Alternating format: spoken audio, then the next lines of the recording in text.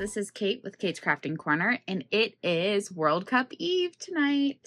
It is 12:18 in the morning, and the first match is set to start in less than 12 hours. So I need to film this preview prediction video real quick, and then I need to go to bed because I have to get up early. I need to go do some blood work in the morning. And then I told my husband I have to be back by 10 a.m. because that's when the opening ceremony starts. And so let's get this rolling. So, first off, where do I start? Do I start with my plans or my predictions? Let's start with the plans and then move on to the predictions, because then at the very end of the video, I will have my predictions for the first two matches that take place tomorrow. So, okay, this is my World Cup whiteboard that I've been working on for some time, probably close to a month. I've been changing out projects as I change my mind, as my mood shifts. I have been editing this section that has to do with various reasons for extra projects, and I have my stitching amounts up there that probably should change based off of other World Cup challenge groups I'm in, but this is what I set originally, and that's what I'm going to stick with. So, oh geez, I had a Post-it note here that listed, and I don't know where it's gone to, that listed the stitch amounts for both Whip Warriors and for semi-sane stitches, both of which have World Cup challenges that I am planning on participating in. Oh well, I'll have to write it down again. But their amounts are actually significantly lower than the amounts I have created for myself. So mine probably need adjusting, but anyways, okay, so starting at the very top, each goal scored in the group stages, I am going to stitch 25 stitches on a whip that I have assigned to that country. I was originally going to do a preview showing all of the projects, but that's 48 projects, and I honestly just don't have time to mainly even edit that video. In addition, it is taking up a huge amount of space, and so just sharing it and then reorganizing it, Betsy, is just something that I don't really have time for when I'm already running late. So group stage matches are 25 stitches. I made the round of 32 matches, 50 stitches per goal. I'm not including penalty shootouts in that amount. However, semi-sane stitches is counting penalty shootouts as goals that you need to stitch for. So that's something I'm going to have to remember. Round of 16, I have at 100 stitches per goal. The quarterfinals, which is the last 8 teams, I have at 200 stitches per goal, which is perhaps where I jumped too much, but it is what it is. Semifinals, I have as 300 per goal. The third place match I have as 400 per goal, and then the final I have as 500 stitches per goal, and I am allowing myself the rest of the month of July to finish up any of those stitches, which is why I am okay with the final and all that being 500 stitches, because I'll have another 2 weeks to finish before we go back to school, which is so crazy to think about. Anyway, so I also have other categories that are going to result in stitching on other projects, and I have pulled those projects aside to share with you guys. So we're gonna go over those, and I'm gonna put this down so I can show that to you guys. So if a Bayern Munich player scores, I am going to be stitching, and again, this number is probably too high, but it is what it is, 100 stitches for each goal that they score.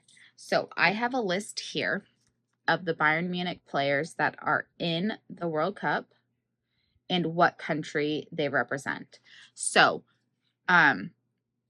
we have players from Germany, France, England, Austria, Croatia, Colombia, Canada, South Korea, Japan, and Senegal. So when those countries play, I have to pay extra attention to any goals scored, because if one of those players scores, I need to do extra stitches. And the project that I have for that is Lovers by 90 Thomas, that was charted by Heaven and Earth Designs. It's not available anymore. You can buy it from 90 Thomas's website, I believe. I'm not sure if it has a different name, but I bought this years and years ago from Heaven and Earth Designs. And this is also the project I do have assigned to Bayern Munich on my soccer stitching, and I owe it about 11,000 stitches, so it needs progress. Anyways, at the start of a new season, all those numbers will be reset, but I technically owe it a lot of stitches from the last season. So here is where it is at, and this will be our starting point from the tournament, and anything I stitch during the tournament will help offset that number. So at the end of the tournament, I'm going to try to finish up any of my World Cup stitching, and after that, any of my Bundesliga soccer stitching, and try to get as close to starting the new season with a clean slate. Okay, so that is, again, if a Bayern Munich player scores. A lot of our players are defenders, so there is hope, but some are not. Some are not. Okay, so next up, we have reading goals. I don't have the books or anything pulled out, but for every goal that is scored during a day, I will do 10 minutes on an audiobook, 1 chapter per goal in my scripture study, and then 1 chapter of physical reading per a correctly predicted match. And that's just winners or draws. This book does have me predicting the score, but that's not what I'm going to base it off of. So, 1 chapter physical per, yes. I didn't have that one written down because I only decided it at dinner tonight. Originally, I was going to do 10 pages physical reading per goal, but with many days having 4 matches, that is just, it's going to be too many pages for me to keep up with. I know everyone likes to say that soccer is a low-scoring sport. I don't actually think it's that low-scoring, in my opinion. If you take a lot of football matches and you just assign them 1 point instead of the multiple points, they'll be lower scored games too, as well as baseball can be really low scored. So it could be high scored, but it can also be low scored, and you can get those in soccer too.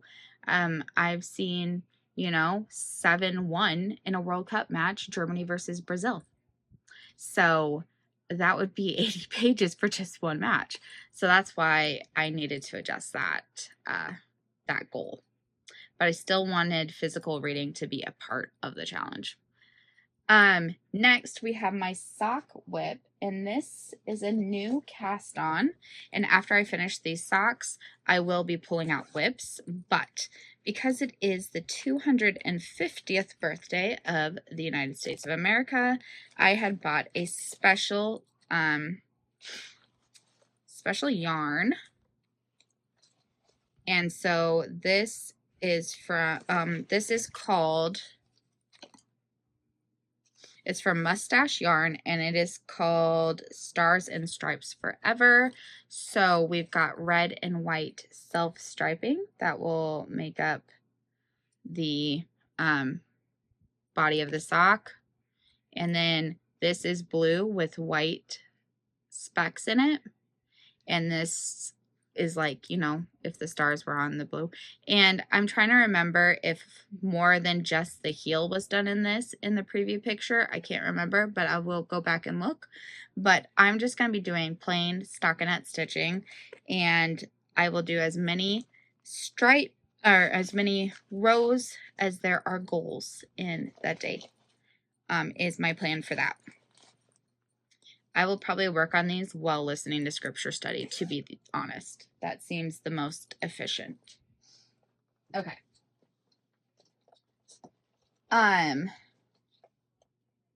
Next we have predictions. So, for every correctly predicted match, I will do one round on my blanket project, and this is the starting skein colorway for, I will be doing the 6-day star blanket using Red Heart Super Saver stripes in retro stripe. I will also be doing one thread for each correctly predicted game on my Les Soiree from Golden Kite. This is my sister's project. It's the one that reminds me of my sisters and myself. And here is where we are starting from. I am doing the typewriter method and carrying it as far down as it will go, the thread, on my Q-snap. So these ones, they had more stitches, but they're below the Q-snap. And then these ones I finished off the thread. So, that's why it's one thread and not like a stitch amount. One day I had to do 3 threads and it only added up to 60 stitches.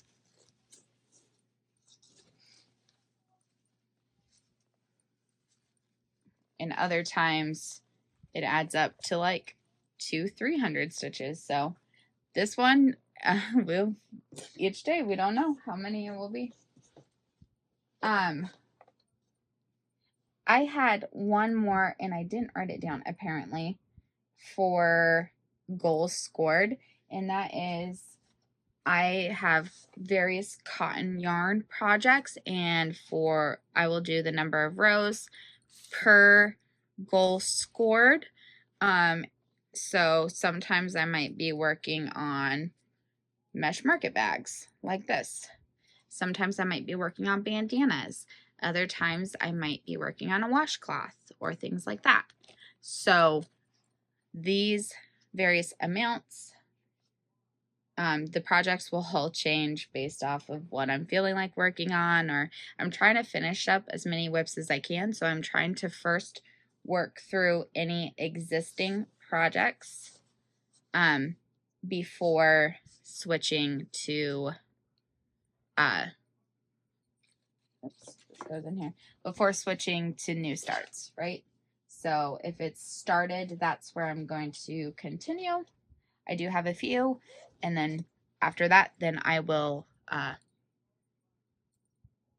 do new starts. So, okay, continuing on, we have own goals. So that is when you accidentally score on yourself, and this does happen actually a decent amount in soccer. It's usually poor defenders, and it just, the ball bounces off of them and into the goal or things like that. And so I decided for own goals, I would do 50 stitches on my various cross stitch advent calendars. And I will start with one, and when I finish that, I will move on to the next one, and so on and so forth. So I will share the ones that I have pulled out. The first one up that I will most likely work on is from Sweet Wings Studio, and this is an Advent poem that I started quite a while ago, and I would just like to finish it because it's just words.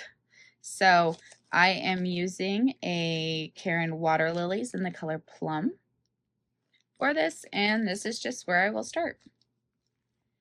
After that, I have this one, which is a nativity that I basically just need to finish back stitching.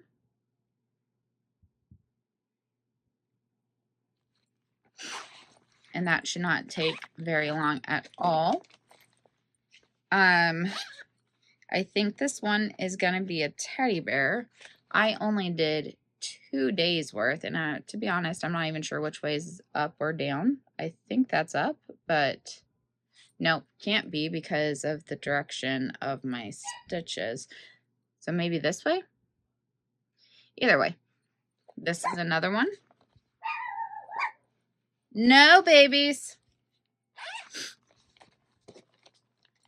Then and these last 3 are from that how-to girl. So the next one I have up, and I might actually, actually I have 2 on this. I have 2 on this fabric because I started stitching the second one on the piece of fabric that already had a project on it, so I will just show that to you. So here is one, or it could be this way. I'm not entirely positive. And then same situation over here. I think that's up.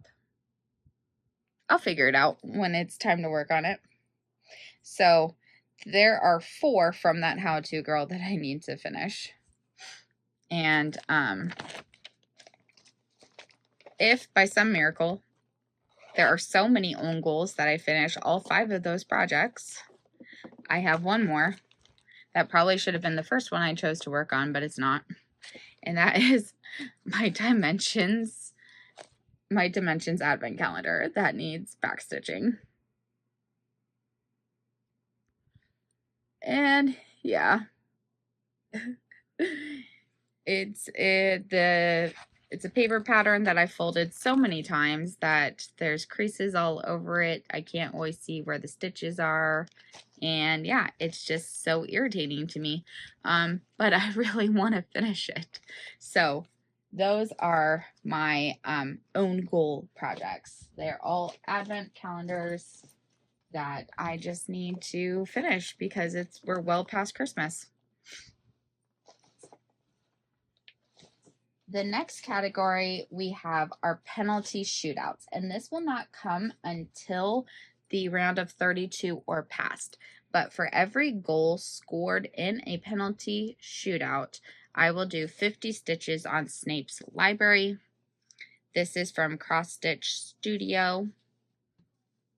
And I chose this one because I'm at a part of this section that is predominantly one color, so it should be easy to do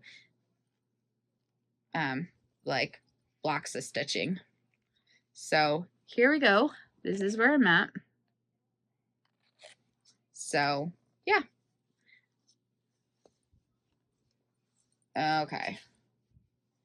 We have 2 final categories that I added today, even though I already knew I had too much stuff planned and will no way be able to achieve it all. I was like, yeah, let's add 2 more categories because why not? Why not? Can you guess the categories? Anyone? Okay, our final 2 categories are yellow cards and red cards. And I made this because I wanted new starts. And also because there are yellow and red cards, and I was like, how cool would it be to track them and to use projects that I haven't worked on before to keep track to see just how much discipline there is in the World Cup this year. So technically, our yellow card project has been started. It is Minions from, or actually it's called Henchmen, from Forbidden Fibers. And I chose this one because it seems like a minion-y thing to do to get yellow cards. Plus, it is yellow. I mean, technically, I could say it's a red card thing to do, to be dastardly like minions. But because they're yellow, I thought yellow cards, yellow minions. And I have it is technically started, but that's all I've done, and I don't think that should really count. So this is our yellow card project. I will probably even count those stitches as for the first yellow card. And again, it's 10 stitches per yellow card, and that is because yellow cards can happen so frequently in games that I didn't want to add beyond like what could be actually achievable. And the final, so let's put the pattern in. So our final one is red cards, of course. And so this is what, if you watch my other vlog, I mentioned going through my closet again, trying to find something. And it is this specific pattern that I was trying to find, and I knew I had it kitted up. And the 2 bags that I have for new things ready for new starts, it was not in there. And I was like, there has to be another bag of things ready for starts. And in fact, there was, and it was buried. But I found it, and that is where I had Little Red Riding Hood Parade from Frosted Pumpkin, because red cards, Red Riding Hood, obviously. And so this one is not started at all. I do have the kit.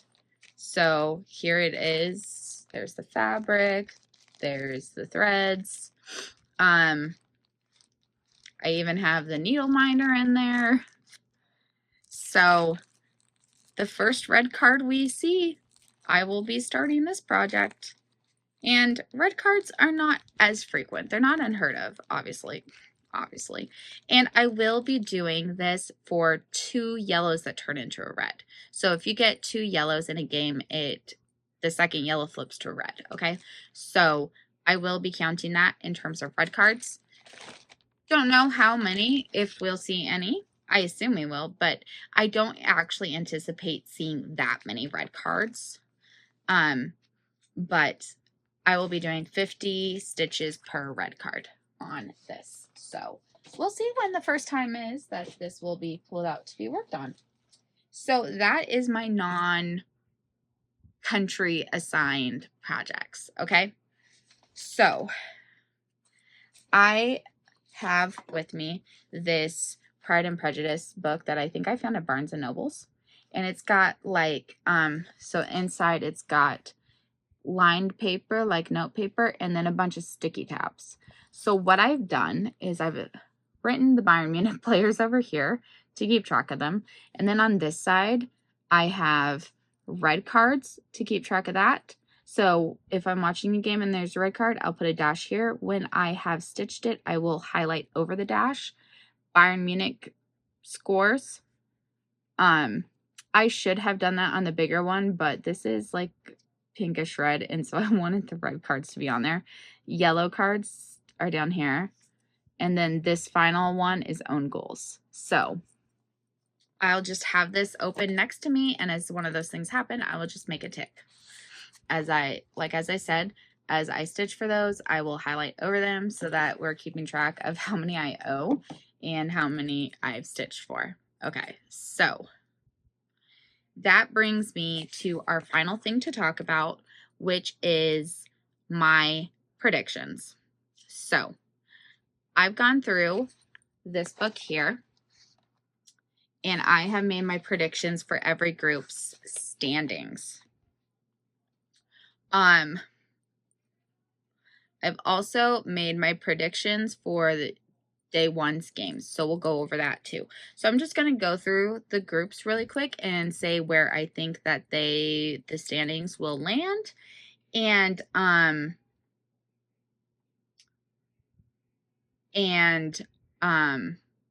those first 2 games, and then that will be it for this video. I debated using a bracket prediction thing, but the thing is that when you get out of the group stages and into the brackets, that the brackets are all based off of like what place they finish in the groups. And so if your group guesses are off, the remaining bracket portion is going to be completely off. So what I'm actually going to hope to do is on the final day of the group stages, I will hope to go onto a bracket tracker and then make my predictions for the rest of the tournament based off of that. So that is my kind of idea. We will see if I have time. But so Group A is Mexico, South Africa, Korea Republic, and Czechia. And so my predictions for this group, first, second, third, and fourth, is I'm predicting Mexico to top the group, Korea to come in second, Czechia third, and unfortunately South Africa to come in fourth place. On this book, it does have a place then. So over here is where I made my predictions. Then it has a place where you can put the actual finish. And you check whether the third place team advances to the round of 32. Sorry, because 8 of the 12 will advance to the round of 32. Okay, so on the same book, afterwards, you still have like a best match, a standout player, biggest surprise, most disappointing team, and the moment that changed this group. So I thought that that's really cool to be able to keep track of those kind of things. So I won't be coming back to this section of this book until the end of the group stages, well, or the last game for each of the groups. That's when I'll update it. Anyways, for Group B, which is Canada, Bosnia-Herzegovina, Qatar, and Switzerland, my predictions were Switzerland to top the group, Canada to come in second, Bosnia-Herzegovina to come in third, and then Qatar to be on the bottom. We will see.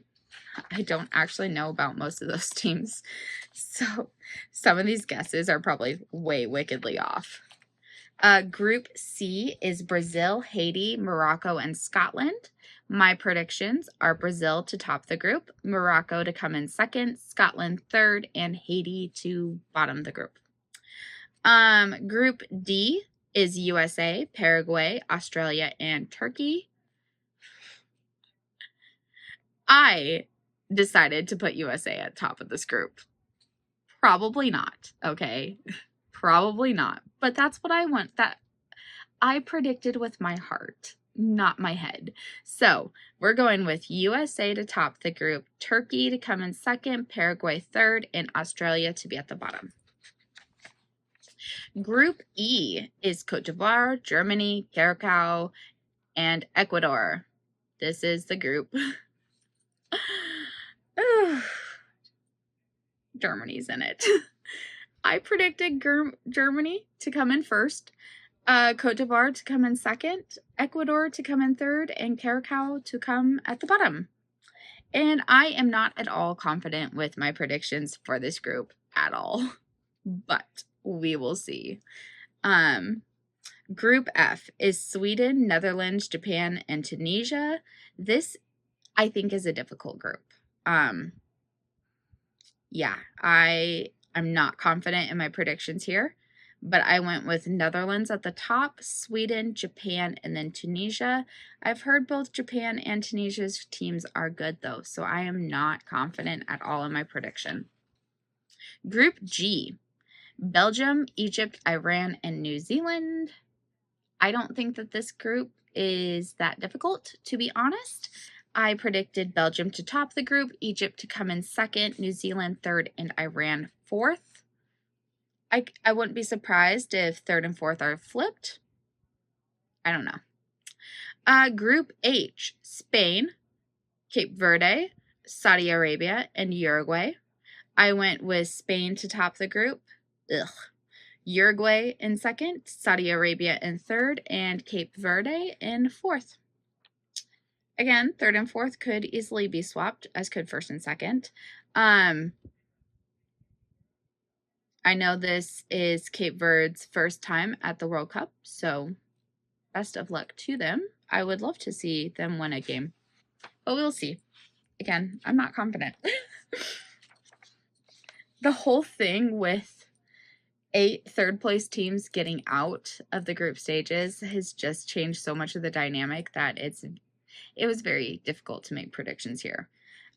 Group I. France, Senegal, Iraq, and Norway. I am not confident in my predictions again.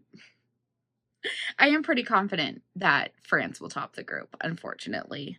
I went with Senegal in second place, Norway in third, and Iraq in fourth.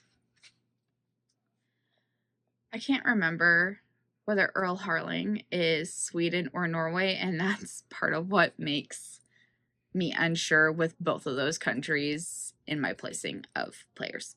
Anyways, Group J, Argentina, Algeria, Austria, and Jordan. Honestly, this should be Group A because there's 3 A countries in there. I went with Argentina to top the group, Austria in second, Algeria in third, and Jordan in fourth.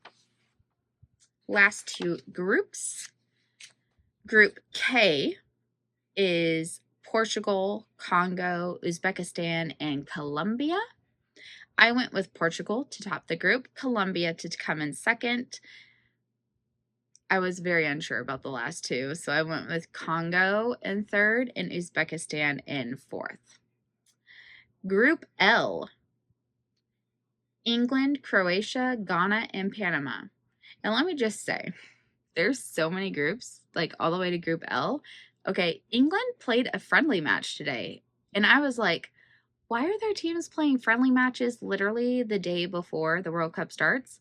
Well, they don't have their first World Cup match for another week. So it makes actually a lot of sense that they played a friendly game today, that they won 3-0. Good job against Costa Rica, I believe. Anyways, England, Croatia, Ghana, and Panama. I went with that exact order, actually. First place, England. Second place, Croatia. Third place, Ghana. And fourth place, Panama. Now, my understanding is that Ghana did not even qualify for the Africa Cup this time. So all of their hope will be in the World Cup. But the fact that they didn't qualify for the African Cup is not really a good sign for them, because that they should be in a place where they qualify for that without a problem. So that's why I have them in third. Also, Croatia. I have a soft spot for them. So, our first 2 matches, because there's only 2 matches tomorrow. We start off with Mexico versus South Africa. I did predict Mexico to win, despite my allegiance to South Africa. Our pharmacist is South African, so I talked to him about South Africa sometime, and I was like, did you see that we're in the lead out, like, the first game, right? And he goes, the problem with the South African team is they're all a bunch of prima donnas. They are all about ego, and they don't play as a cohesive unit. And I was like, fair, valid. It's probably pretty true. So anyways, this book has me making prediction scores. So I did, but that's not going to affect my rewards, only if I chose win, draw, or lose correctly. But I decided might as well make predictions for scores. So I did predict Mexico to blow South Africa out the water in a 4-0 match. We'll see. We'll see. Wouldn't it be crazy if that's right? I mean, that would make me a little bit sad because I am South African, half. But that is just what my gut told me to put down. Next, our second game is Korea Republic versus Czechia. I want to go back to that group. Okay, I do have them in the second and third place in this group. I predicted a draw for this game, and the reason is it's the first day of the World Cup. I predicted a 1-1 score, and the reason is because I think that both of these teams will be cautious to not lose. Because I think that they will all think they can beat South Africa. and to lose this match could determine which one would be third as opposed to second. So I think that they will be a bit more cautious, and that is why I predicted a 1-1 draw. So we'll see. We'll see. I don't predict draws often, but those are my first day predictions. And that is my preview video. So I hope you enjoyed. I hope you'll continue to follow along with me during the World Cup, and I will talk to y'all later. Bye.